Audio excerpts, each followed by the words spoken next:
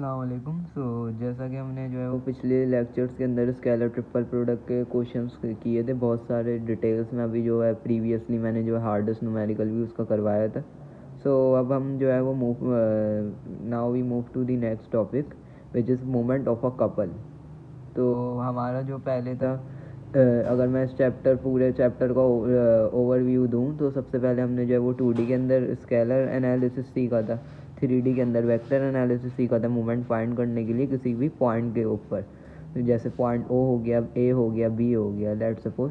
उसके बाद जो हमने स्केलर ट्रिपल प्रोडक्ट पढ़ा था उसके अंदर ये था कि हम मोमेंट जो है वो किसी ना किसी स्पेसिफाइड एक्सिस के ऊपर निकाल लेते, जैसे कि AB एक्सिस, OA एक्सिस या X एक्सिस या Y एक्सिस। जैसे कि लास्ट न्यूमेरिकल में डोर जो है वो हिंज था X एक्सिस के ऊपर, तो हमने I लिया था। इसी तरह Z के ऊपर कोई फोर्सेस थी, Z के गिरता अगर हमें मोमेंट निकालना होता था तो हम K लेते थे। इसी तरह अगर हमें Y एक्सिस पे मोमेंट निकालना होता था तो हम J लेते थे। अब हम नेक्स्ट टॉपिक के ऊपर मूव करते हैं, ये है मोमेंट ऑफ अ कपल।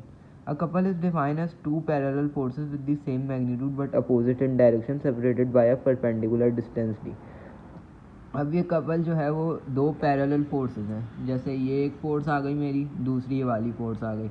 इनका मैग्नीट्यूड हमेशा सेम होगा। जैसे पहला 50 न्यूटन का है तो दूसरा भी 50 न्यूटन का ही होगा, लेकिन इनकी डायरेक्शन क्या हो जाएंगी, अपोजिट हो जाएंगी। Because of the opposite direction इनके पास एक के पास जो है वो नेगेटिव साइन आ जाएगा, सही है। और इनके दरमियान परपेंडिकुलर डिस्टेंस होगा, सही है। दोनों परपेंडिकुलर डिस्टेंस से सेपरेट होंगी। तो आप देख सकते हैं कि मैंने जो है वो इसके नोट्स के अंदर काफ़ी ये डिफ़ाइन किया कि a couple is define as two parallel forces. Sigma F हमेशा ज़ीरो होगा, मतलब जो रिजल्टेंट फोर्स होगी वो ज़ीरो के बराबर होगी। जाहिर सी बात है, जब एक फोर्स 50 न्यूटन की दूसरी डायरेक्शन से एक्ट करे, मैग्नीट्यूड सेम हो, तो 50 माइनस 50 कैंसिल होकर ज़ीरो हो जाता है, सही। तो कपल मोमेंट जो है वो पॉइंट O के ऊपर, अब हम देखें, ये मैंने O पॉइंट के ऊपर एक मैंने RB पोजीशन वेक्टर लिया और एक RA पोजीशन वेक्टर लिया, सही है। मेरे पास एक F यहाँ से आ रहा है और एक F यहाँ से आ रहा है। अब इनका मैग्नीट्यूड सेम होगा, इनके दरमियान जो डिस्टेंस होगा वो परपेंडिकुलर डिस्टेंस होगा। अब अगर हमें जो है वो O के ऊपर फाइंड करना, तो मैं RB क्रॉस F करूँगा plus RA cross minus F करूँगा। माइनस F क्यों आया, क्योंकि डायरेक्शन अपोजिट है। वो कपल के अंदर एक फोर्स जो होगी वो हमेशा नेगेटिव में होगी, क्योंकि उसी वजह से जो है वो रिजल्टेंट फोर्स ज़ीरो होगी। अगर हम एक फोर्स ज़ीरो ना करें तो हमारे पास रिजल्टेंट फोर्स ज़ीरो नहीं हो सकती, सही। तो आई होप कि आप लोगों को क्लियर होगा। उसके बाद जो है मैंने क्या किया है कि मैं RB और मैंने RA कॉमन F कॉमन लिया, तो मेरे पास RB माइनस RA हो गया। अब मैं इस डायग्राम से अगर देखूँ तो RA और R का जो सम है वो मेरे पास RB के बराबर होगा, सही है। और अगर मैं आर को स्पेसिफिकली अलग सब्जेक्ट बनाना चाहूँ तो मेरे पास RB माइनस RA R के इक्वल आ जाएंगे, सही। तो मैंने क्या किया, मैंने RB माइनस RA को R के इक्वल पुट कर दिया, तो मेरे पास M क्रॉस R आ गया। तो therefore a couple moment is, अब इस फॉर्मूले से हमें क्या जो है वो कॉन्क्लूजन मिलता है। अब इस फॉर्मूले से हमें ये कॉन्क्लूजन मिलता है कि जो कपल मोमेंट है वो एक फ्री वेक्टर है, सही है। फ्री वेक्टर क्यों है, because it doesn't depends upon the location of F and minus F। अब देखें, मैं इस F को जो है ना पेज के ऊपर इसकी लाइन ऑफ एक्शन पे कहीं भी मूव करा सकता हूँ। इस वाले F को भी मैं जो है वो लाइन ऑफ एक्शन पर कहीं भी मूव करा सकता हूँ। मैं ये जो है वो फ्री वेक्टर है, मतलब इसको फोर्स और माइनस F की डायरेक्शन पे कोई ये डिपेंड नहीं करेगी। बट फ़र्क पड़ेगा तो इन दोनों के दरमियान के डिस्टेंस को पड़ेगा, ये वाली जो चीज़ है इसके ऊपर पड़ेगा। आप इस पॉइंट O से जो है वो कहीं भी मूव करा दें फोर्स को, इसको इधर मूव करा दें, क्योंकि हमें RB और RA से काम ही नहीं है। RB और RA से हमें जब काम होता है जब हम मोमेंट निकालते हैं। अगर हमें बोला जाता है कि पॉइंट O के ऊपर आप मोमेंट निकालें तो फिर हमें RA या RB लेना पड़ता। अभी हमें क्या बोल रहा है वो, अभी हमें बोल रहा है कपल मोमेंट निकालो। तो कपल मोमेंट के लिए हमेशा जो फोर्सेस के दरमियान वाला परपेंडिकुलर डिस्टेंस होगा हमेशा वो लिया जाएगा। तो RA और RB जो है वो हमारे लिए काम के नहीं है। तो मैं अगर इस O पॉइंट से अगर मैं इसको इधर कर दूँ तो मेरे लिए कोई मसला नहीं है। बस मसला कब होगा, जब इनके दरमियान R चेंज होगा, तो फिर जो है वो कपल मोमेंट अफेक्ट करेगा।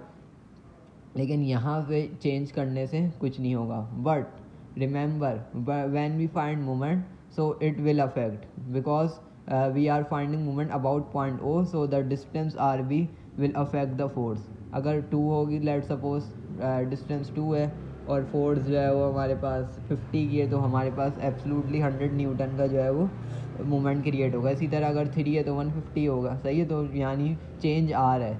इसी तरह आर ए भी अगर चेंज होगा तो एफ के ऊपर फ़र्क पड़ेगा। आई होप कि आप लोगों को क्लियर होगा। अब आगे चलते हैं। From point O it only depends on R. देखें वो सिर्फ आर पोजीशन वेक्टर पे डिपेंड कर रहा है, सही है, वो मैंने आपको बता दिया क्योंकि वो line of action of two forces के दरमियान है। उसके बाद हम जो है वो इसके ऊपर आते हैं। अब देखें यहाँ पर जो है वो उन्होंने यही बताया मैं कि couple movement is a system with a resultant movement but no resultant force. Resultant movement होगा लेकिन फोर्स नहीं होगी। Another term for a couple is a pure movement. ये एक प्योर मूवमेंट कहलाता है, सही है। The affect is to create rotation without translation. अब ट्रांसलेशन के बगैर जो है वो रोटेशन करवाएगा ये, सही है। The net external effect of a couple is that the net force equals 0 and the magnitude of the net moment equal F dot D। अब इसके अंदर हम हमेशा F dot D ही लेंगे, सही है। वो 2D के अंदर वो आप लोगों को फिर आगे मैं बताऊंगा। अभी जो है हम इसकी एग्जाम्पल पे आते हैं। अब देखें जब तक हम कोई एग्जाम्पल नहीं करते ना, हमारा जो है वो सोचने का नज़रिया जो होता है ना वो चेंज नहीं हो पाता। मैं आपको ये थियोरेटिकल बातें बताता रहूँगा, आप समझते भी रहेंगे, आप लोगों को बेशक अच्छा समझ आ रहा हो, लेकिन जब तक हम उसको प्रैक्टिकली अप्लाई नहीं करेंगे ना, हमें कोई ना कोई जो है वो कहीं ना कहीं हम फंसेंगे, सही। सो रियल वर्ल्ड में हमेशा हमें चीज़ों को अप्लाई करना चाहिए, इसलिए मैं जो है वो 2-3 एग्जांपल्स लेके आता हूँ और फिर मैं बुक से जो है वो हार्डेस्ट थोड़े ट्रिकी न्यूमेरिकल्स कॉन्सेप्चुअल न्यूमेरिकल्स उठाता हूँ ताकि आप लोगों की अच्छी तैयारी हो सके। So let's move forward. Determine the resultant couple movement of the 3 couples. अब 3 कपल एक्ट कर रहे हैं प्लेट के ऊपर, सही, हमें इनका रिजल्टेंट मूवमेंट निकालना है। अब मैंने जैसा कि आपको बताया कि कपल की बात जब भी होगी तो पेयर ऑफ फोर्सेस की बात होगी, यानी अगर एक फोर्स अपवर्ड जा रही है तो एक डाउनवर्ड भी होना ज़रूरी है, जब भी कपल प्रोड्यूस होगा, सही है, वरना फिर हम उसको कपल नहीं कहते, कपल मूवमेंट नहीं बोलते, सिर्फ मूवमेंट बोलते हैं। तो अब जैसे ये 200 पाउंड की फोर्स है F1, तो देखें इसका F1 जो है वो 200 पाउंड डाउनवर्ड गिवन है। इसी तरह ये जो 450 की फोर्स है इसका भी जो है हमें F2 दूसरी डायरेक्शन के अंदर गिवन है। इसी तरह ये जो F3 है 300 पाउंड, ये भी हमें गिवन है। तो मैं क्या करूँगा, सिग्मा m इक्वल टू 0 ले लूँगा, सही है। अब अगर मैं F1 की बात करूँ तो ये कितना बना रहा है, 200 इंटू 4 बना रहा है, सही है। और डायरेक्शन क्या है इसकी, एंटी क्लॉकवाइज है। मैंने आप लोगों को पहले भी बताया कि आपको क्या करना होता है, एरो की टिप से सर्किल बनाने की कोशिश करें कहाँ पे, जहाँ पे मूवमेंट आपको फाइंड करना है। अब यहाँ पे मूवमेंट हमें इन दोनों के दरमियान फाइंड करना है, मतलब अगर मैं इसको एक्सटेंड करूँ और इसको एक्सटेंड करूँ, सो this is my perpendicular distance 4। सो मैं यूँ करूँगा तो मेरे पास ये देखें ये एंटी क्लॉकवाइज डायरेक्शन है तो इसलिए पॉजिटिव होगा। इसी तरह 450 भी जो है वो न्यू मूवमेंट बना क्रिएट करेगा, so this is also anti clockwise, so 450 into 3 with positive sign आ जाएगा। इसी तरह अगर हम 300 की बात करें, so this is creating clockwise movement, so we take it as negative. 300 into 5 और नेगेटिव आ जाएगा। सो आई होप कि आप लोगों को ये एग्जाम्पल क्लियर होगी। उसके बाद आगे बढ़ते हैं। Determine the couple movement acting on the pipe shown segment A B is directed 30 degree. अब जैसा कि मैंने आप लोगों को बताया था कि 2D के अंदर हम F डॉट डी इस्तेमाल करते हैं, 3D के अंदर R क्रॉस F इस्तेमाल करते हैं। तो ये एवरग्रीन कॉन्सेप्ट है ये वाला जो मैं आप लोगों को बता रहा हूँ। तो ये हमेशा आपको जो है इसका जो कॉन्सेप्ट है ये क्रिस्टल क्लियर रखना है आपको, जब भी आप सवालात का हल कर सकते हैं, वरना जो है वो लिटरली मैं बता रहा हूँ आप बहुत जो है वो ट्रबल का शिकार हो सकते हैं।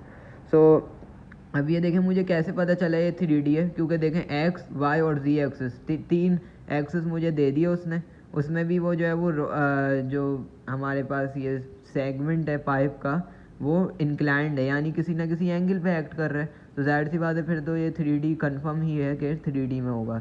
तो हम इसके लिए क्या इस्तेमाल करेंगे, R क्रॉस F इस्तेमाल करेंगे। R क्या होगा, परपेंडिकुलर डिस्टेंस, कहाँ से कहाँ तक, जो दो फोर्सेस हैं, जैसे this one and this one, the distance between them, it's my perpendicular distance, that is 6 inch. Can we take it 6 inch? No, absolutely not. Why? Because it is making an angle with x axis 30 degree का वो angle बना रहे हैं। हम direct 6 नहीं ले सकते, बच्चे बहुत बड़ी ब्लंडर ये मारते हैं कि वो उनको 6 दिख रहा है यहाँ पे परपेंडिकुलर डिस्टेंस, वो उसको 6 उठा लेते हैं। तो पहले first we need to resolve it in its component. So 6 cos 30i and 6 sin 30k, because it is parallel to z axis. It has no any Y component. So ये देखें मैंने रफली सा स्ट्रक्चर बना लिया यहाँ पर, सही है। तो अब मैंने क्या किया, R A B cross F किया है। आर ए बी मैंने कैसे निकाला, 6 cos 30 आई और नेगेटिव का 6 sin 30 के। क्यों नेगेटिव का sin 30 के, क्योंकि मैं देखें एक्स पे ऐसे चलूँगा पहले, या आर ए बी चाहिए ना हमें, तो हम ए से चलना शुरू करेंगे। मैं ए पे ये चला, this is my 6 cos 30 x पे चला, फिर मैं नीचे जाऊँगा बी तक जाने के लिए, तो मैं नीचे जेड से नीचे आ रहा हूँ, यानी मैं नेगेटिव जेड के अंदर मूव कर रहा हूँ। So that's why we take minus का 6 sin 30 into K. Now I find R, I know the force 25. In which direction it is acting? It is acting in along parallel to z axis, so I take it as 25k.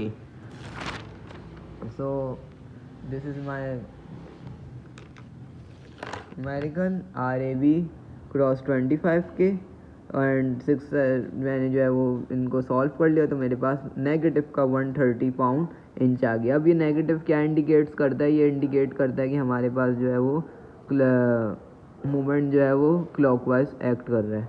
So I hope कि आप लोगों को clear होगा। इसके बाद जो है हम अगले उसके ऊपर चलते हैं। सो लेट्स अब इस वीडियो को इतना ही रखते हैं। सो मुझे आई होप कि आप लोगों को जो है वो ये सवाल क्लियर हुआ होगा, ये जो 2 सवाल मैंने करवाए हैं। So thank you, that's all for this video.